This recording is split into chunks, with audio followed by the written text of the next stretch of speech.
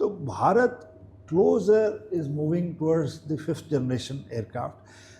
आपका क्वेश्चन ये है कि अभी हम क्यों 4.5 ले रहे हैं, जबकि हम वो रशियंस खुद ही नहीं Su-57 इतने नंबर्स में बना रहे हैं कि वो अपने लिए भी कर पाएँ और देशों को भी दे पाएँ और भारत को भी दे पाएँ, और वो प्रूवन भी नहीं है। हमारे यहाँ पे नेवी खरीद रही है 26 रफाल, नेवी 36 और मांग रही है।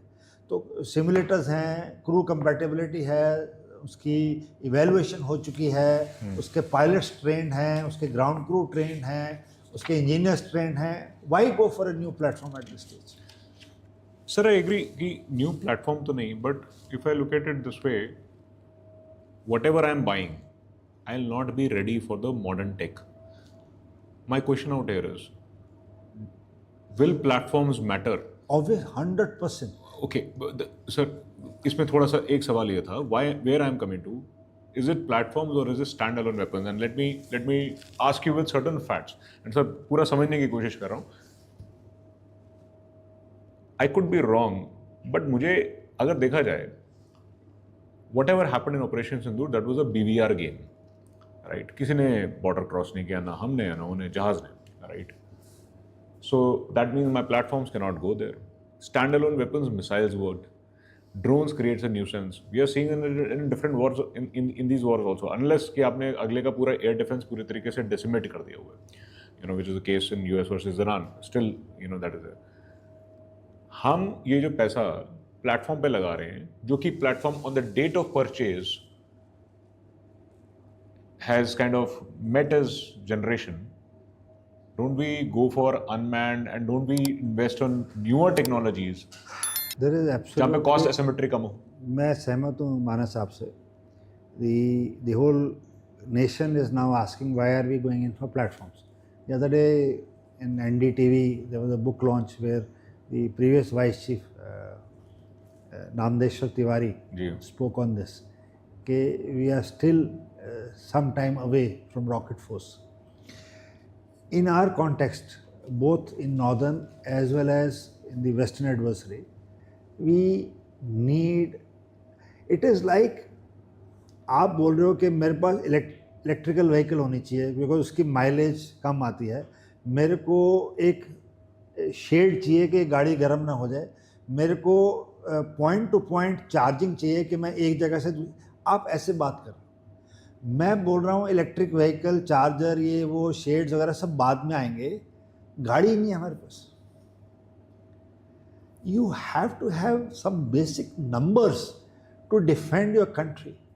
The conventional war today is still fought with platform, and that platform में जो weapons लग रहे हैं, the pilot, the man behind the machine is so important.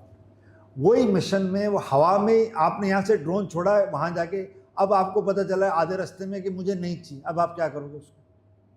आपने एक मिसाइल दाग दी, उसके बाद आपको लगा कि ये तो इसकी जगह मैं यहाँ बेच सकता हूँ, या मैं, they cannot be changed. It's fixed. Aircraft में ऐसा कुछ नहीं है. That pilot when he goes, he can undertake 4 to 5 different kind of missions in the same with aerial refueling. But again, the flexibility in the air to again collect, analyze with the picture of your ISCCS picture, which your radar, satellites, AWACS, aerostats are giving you, the ground radars are giving you. Pilot in the air at that moment can immediately decide, I will not go for this, I will instead go for this, or I will not land at this place, I will go to this place. ये जो flexibility है, air power is nothing but flexibility. ये जो flexibility है, ये बहुत ही essential है. Rocket forces and all are okay. They come to a stage when the Chinese have, hundreds and hundreds of 5th generation parked in Tibet. Now they are looking at.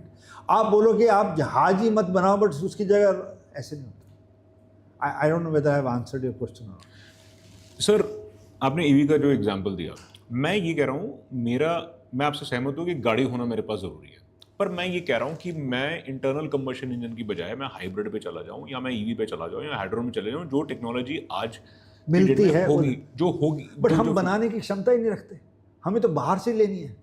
चाहे वो hybrid है, चाहे वो कुछ है। ये जो भी आप बात कर रहे हो, ये जितनी गाड़ियां हैं, इसका जो फाइन है अभी भी इंपोर्ट हो रहा है। ट्रू, बैटरीज भारत अभी हम अपनी गाड़ी का कार्बोरेटर तक नहीं बना सकते। आप फिफ्थ जनरेशन फाइटर की बात कर रहे हैं, क्या बात कर रहे हैं? हमारे देश में जो फाइन मैन्युफैक्चरिंग है, जो नैनोमीटर्स की मैन्युफैक्चरिंग है, जो बॉल पॉइंट पेन का बॉल है, वो हमारे देश में नहीं बनता, ये बाहर से आता है।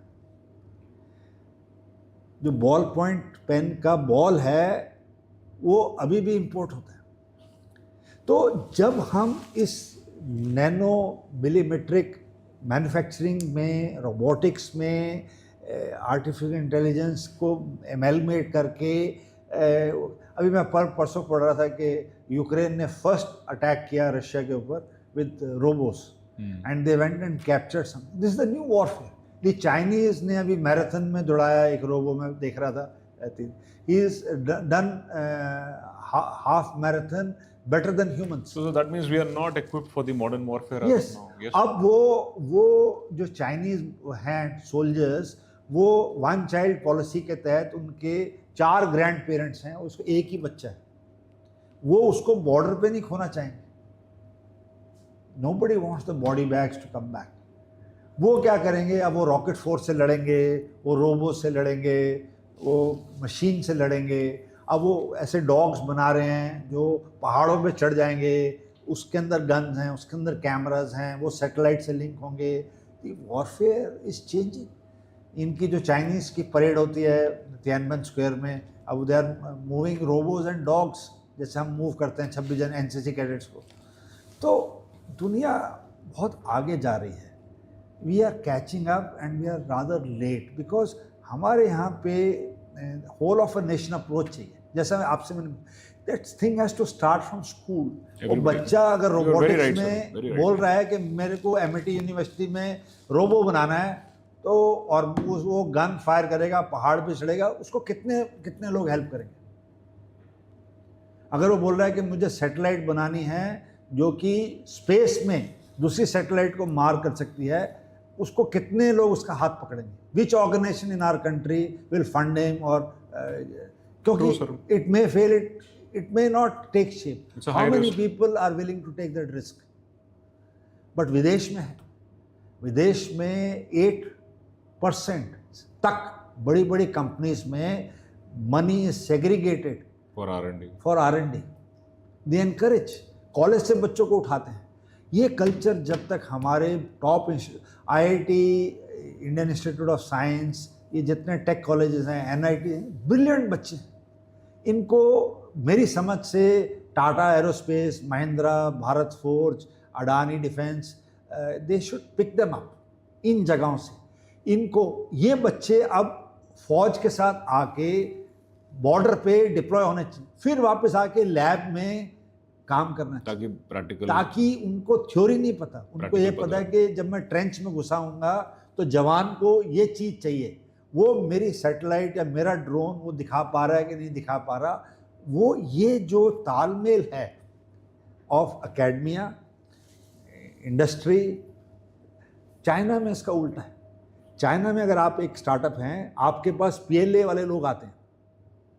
जनरल शुक्ला की एक बुक है, सिविल मिलिट्री फ्यूजन, मैंने पढ़ी, उसमें उन्होंने ये एग्जाम्पल, वो आपको एक्स अमाउंट देंगे, बट अगर आप वो पाएंगे, वो बोलेंगे छोड़ो इसको, हम ही सब कुछ फंड करें, I will hold your hand. Bharat में ऐसा क्यों नहीं हो सकता कि जितने हमारे IITs, Indian Institute of Science, NITs, tech centres हैं, इसमें जो होनहार बच्चे हैं, हमने स्टार्ट किया है, आदित्य स्टार्ट किया है, आईडेक्स स्टार्ट किया है MOD ने, but that is too little and too small. उसमें we don't have that culture, sir. We don't have that culture. ये माइंडसेट। फिर अगर हम नहीं बना सकते तो हम इंपोर्ट करेंगे तो हम उनकी टर्म्स एंड कंडीशन पे काम करेंगे।